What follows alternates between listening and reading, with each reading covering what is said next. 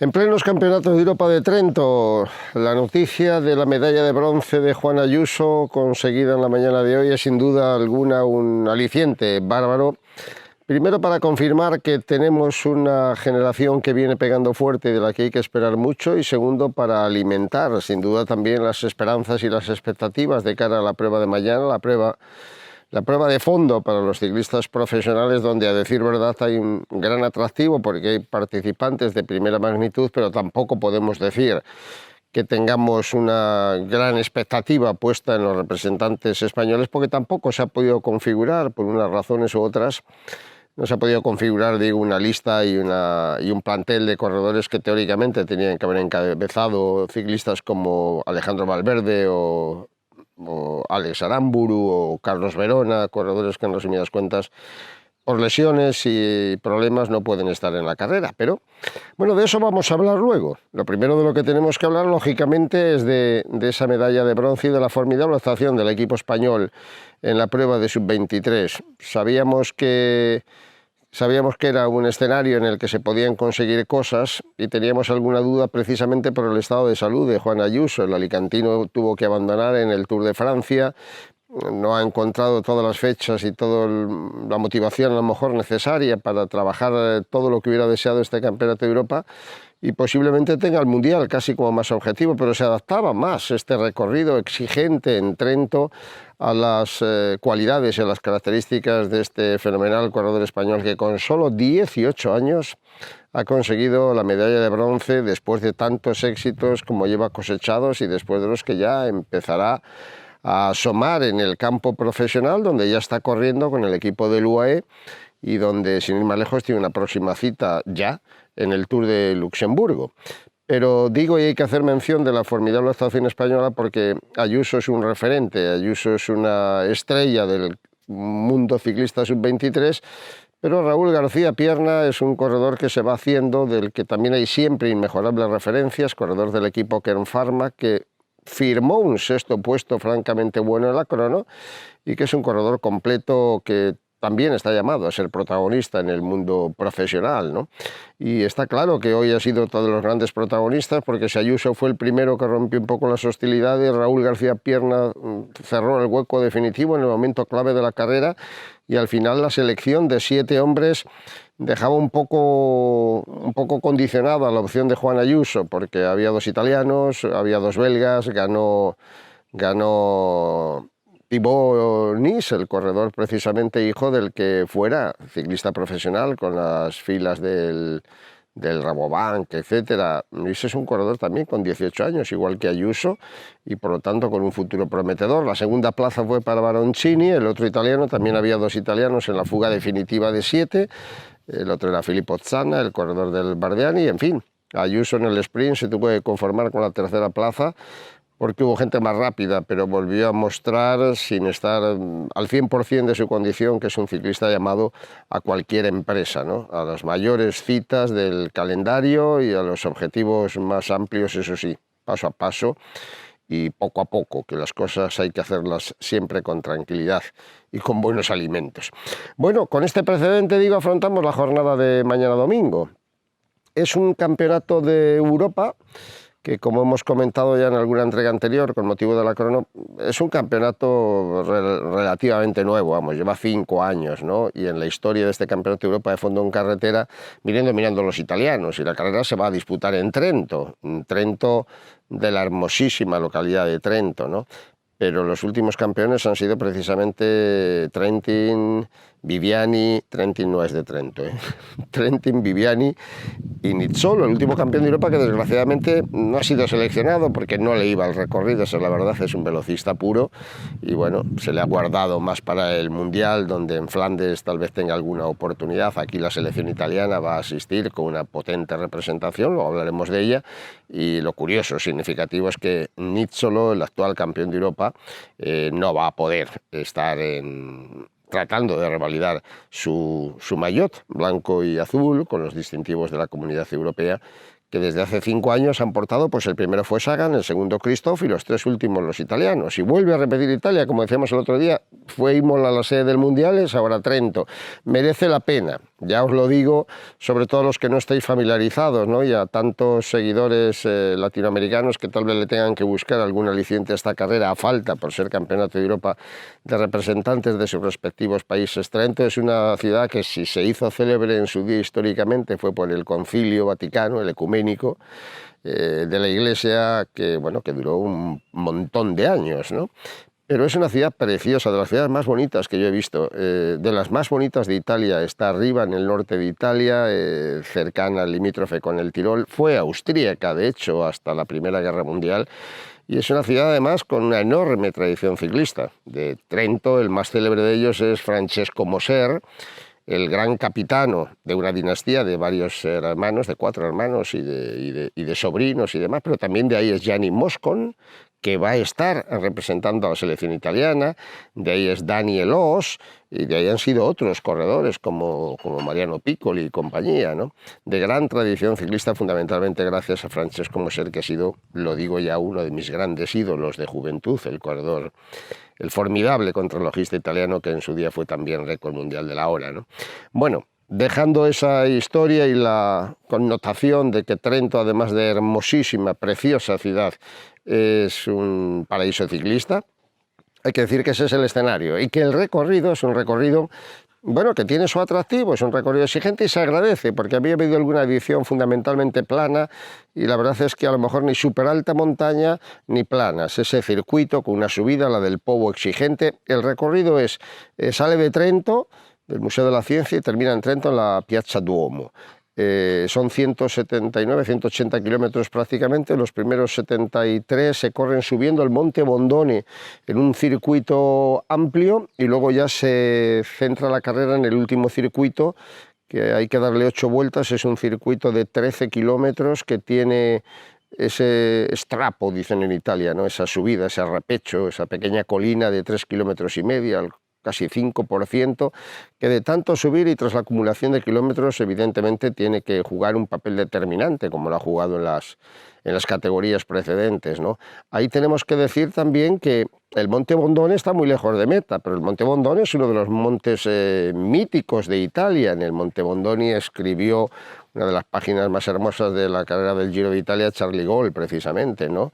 En una jornada de nevada descomunal, el corredor suizo consiguió precisamente ganar en esa etapa, fue donde consiguió realmente ganar el Giro de Italia, ¿no? El Bondone es un puerto duro, el Bondone es un puerto exigente, largo, se sube a casi 2.000 metros de altitud, pero está lejos, está antes de entrar en el circuito y es posible que produzca, si no una selección, sí un endurecimiento de la carrera e incluso alguna fuga de cierta consideración o de cierto peligro. Insisto, se hacen 73 kilómetros en el primer trazado y en el circuito urbano alrededor de la ciudad ahí se hacen todavía otros 100 kilómetros con esas 8 vueltas que hay que darle, ¿no? Es impensable que se vaya a producir la fuga en el Bondone, pero tiene que jugar o puede jugar un papel determinante, ¿no? O significativo, al menos en la merma de fuerzas, en la merma de elementos o de números, porque, y hablamos ahora de la representación, en un campeonato de Europa como en un campeonato del mundo, no todos los equipos tienen el máximo de representantes. Por ejemplo, Eslovenia no acude con los 8 corredores. Ahí estarán, sin embargo, Pogačar y Mohoric, ¿no? Bueno, las selecciones más poderosas. Habría que citar a Pogačar de forma obligatoria, sin embargo, no parece el primer candidato. Tiene tal clase y tal calidad que por qué no se le va a considerar un aspirante, ¿no? Pero posiblemente dentro de su equipo, Matej Mohoric, que viene en una condición exultante, la que mostró en el Tour del Benelux, podría ser tan favorito más como Pogačar, a quien no hemos visto precisamente en la mejor condición en la prueba cronometrada, donde fue, recordar, doblado por Pipo Ganna. Yo me atrevería a decir que el primer favorito, tampoco se trata de establecer un orden, es Remco Evenepoel. Es Bélgica, con una selección muy poderosa, y con Bélgica e Italia. En Bélgica, Remco Evenepoel es sin duda el primero de los favoritos, pero hay otras bazas por jugar. Un equipo en el que el veterano Gilbert ha dicho que no está tan seguro de tener que trabajar para nadie, pero un equipo donde algún rematador fantástico como Dylan Teuns también podría ser un aspirante a la victoria final, porque Teuns es un hombre muy rápido y con una capacidad para este tipo de estrapos de repechos en los que se mueve formidablemente el corredor del equipo Bahrein. Luego tenemos a la selección francesa. Me atrevería a decir que con Bardet y Cosnefroy como hombres referenciales. Bardet porque viene en una buena condición y Cosnefroy porque acaba de ganarle a la Philippe el gran premio, la clásica de Bretaña, ¿no? En Plouay, y es un corredor a tener en cuenta siempre, pero bueno, es evidente que también está Thibaut Pinot, que tiene una temporada súper irregular y anodina, y que los franceses en este sentido tienen que ser competitivos. Junto a Francia, el equipo de Italia, ¿no? Son los tres referenciales, porque la presencia de Sonny Colbrelli, también una condición insultante tras ganar el Tour del Benelux y mostrarse en esos recorridos, es un clasicómano también muy poderoso, él también corredor de Bahrein, y debería ser la punta de lanza de un equipo que puede lógicamente apuntar también a Gianni Moscon en su condición de trentino, y incluso algún corredor como Andrea Bajoli en buena condición se presume con una muy buena punta de velocidad. Sobre ellos estaría el foco, sobre esas tres selecciones, son las más poderosas. Italia porque tiene que hacerlo, Bélgica porque tiene posiblemente al primer favorito o al más esperado, vamos a decir, como es Renko Evenepoel, y los franceses porque están en un alto nivel y lo han demostrado en las últimas carreras para llegar, insisto, con Bardet y Cosnefroy. Aparte de eso hablamos de Eslovenia. Y hablamos de selecciones como Suiza. Suiza va a tener a Gino Mäder, otro Bahrein, todos los Bahrein, cada uno ahora representando a su respectivo país, está en una condición fantástica. Y con Gino Mäder pues habría que hacer también una referencia a Marc Hirschi. Marc Hirschi no ha estado bien esta temporada, es la verdad, el corredor del UAE, pero ha dejado ya sobrada muestra de la enorme capacidad que atesora, ¿no? Puede ser apoyo o no apoyo. ¿Qué hace de la representación española? Pues de la representación española pueden pasar muchas cosas, pero la verdad es que no tenemos un favorito. Si hay que buscar un referente, evidentemente el primero tiene que ser Mikel Landa, pero más por nombre posiblemente que por otra cosa, ni está en la mejor condición ni se le espera. Ahora bien, Italia es su paraíso, Landa se ha movido siempre bien en las carreteras italianas, tal vez en la Vuelta de tanto penar ha conseguido alcanzar un punto de forma, se marchó 4 días antes del final de la Vuelta. Landa tiene en su palmarés el Giro del Trentino, precisamente en parte por donde transcurre esta carrera, ¿no? Y digamos que es el hombre referencial del equipo español que sin embargo apunta en principio al estado de forma de David de la Cruz, el corredor que va a fichar por Astana, va a correr en Astana las 2 próximas temporadas. Es un ciclista que está en muy buena condición y lo ha demostrado en la Vuelta Ciclista a España. Pero me da la sensación de que a falta de un líder, la selección española tiene corredores para intentar hacerlo bien, empezando por Johnny Izaguirre, siguiendo por Gorka, su hermano, y en resumidas cuentas por todos y cada uno de los integrantes de una selección que tienen los jóvenes a Roger Adrià y Adrián Soto, pues un motivo especial de impulso a chicos con futuro y esperanzados, pero también una muestra manifiesta del nivel que tiene la selección. Se ha tenido que llamar a 2 chavales jóvenes que en un principio no tendrían que estar en una lista para una competición de esta categoría, ¿no? Y bueno, pues a partir de ahí claro que hay otros ciclistas, ¿no? Pero hacer tan extensa la nómina tampoco sería muy conveniente, porque empezando por el portugués Almeida, que es un ciclista que va a correr la próxima temporada en UAE, que está también en una magnífica condición. Podríamos hablar de Eikin, a la hora de citar a un noruego que fue líder de la Vuelta Ciclista a España.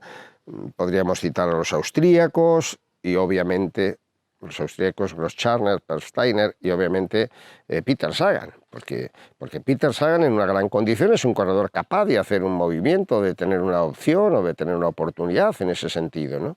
Me parece que es un ciclista lo suficientemente capacitado como para volver a recuperar ese maillot que ya consiguió en su momento. Otra cosa es el estado de forma en el que aparecen los que no han corrido la Vuelta Ciclista a España, los que no hemos visto en el Benelux.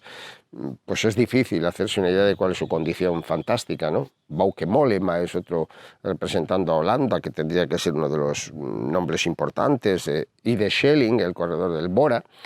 No sé. La carrera es lo suficientemente bonita, la participación es lo suficientemente interesante como para esperar cosas y sobre todo para disfrutarla, porque a fin de cuentas el ciclismo es para que los ciclistas, nuestros representantes, nuestros elegidos, nos den alguna alegría, y si eso no ocurre, que el elenco de los corredores que van a representar nada menos que a 36 países no se acerque en la magia de una competición que siempre alcanza el clímax, ¿no? Es una prueba de un solo día, ahí se acaba la historia y tiene como premio una medalla de oro, una medalla de plata, una medalla de bronce y, lo que es más importante, lucir durante toda una temporada el maillot distintivo de campeón de Europa.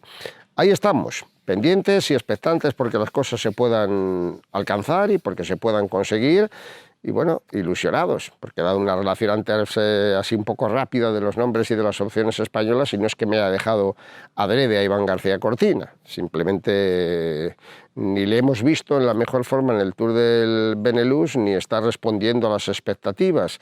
Pero Iván García Cortina es el señalado también, uno de los señalados para estar sobre todo en el Campeonato del Mundo en la mejor condición posible, porque es posiblemente también el mejor clasicómano del ciclismo español, aunque esta temporada, insisto, esté bastante lejos de lo que estábamos esperando de él. Vamos a ver si llega ese milagro, vamos a ver si llega en la mejor condición también a este Campeonato de Europa y es capaz de darnos una alegría. De momento, estamos contentos, felices y muy orgullosos de que la selección sub-23, con Juan Ayuso, la medalla de bronce, con Raúl García Pierna, espléndido, con Igor Arrieta, con Marc Brustenga, con Xavier Azparren, con Pau Miquel, que han sido los 6 representantes, y a todos ellos hay que darles el reconocimiento y el agradecimiento porque ha sido un gran trabajo de equipo, pues nos han dado una satisfacción que ya no nos va a quitar nadie. Ojalá que sirva de ánimo y de impulso a los corredores profesionales que mañana estarán en esa cita que naturalmente vamos a transmitir íntegra desde las 12:30 de la mañana hasta las 5:15 de la tarde en la Casa del Ciclismo, en Eurosport. Ahí os esperamos también.